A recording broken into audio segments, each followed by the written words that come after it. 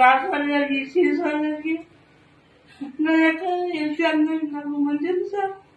నాకు ఇప్పటికీ నాకు ఆరోగ్యం మంచిది సార్. చేతి కూడా లేస్తుంది, కాలు కూడా లేస్తుంది సార్.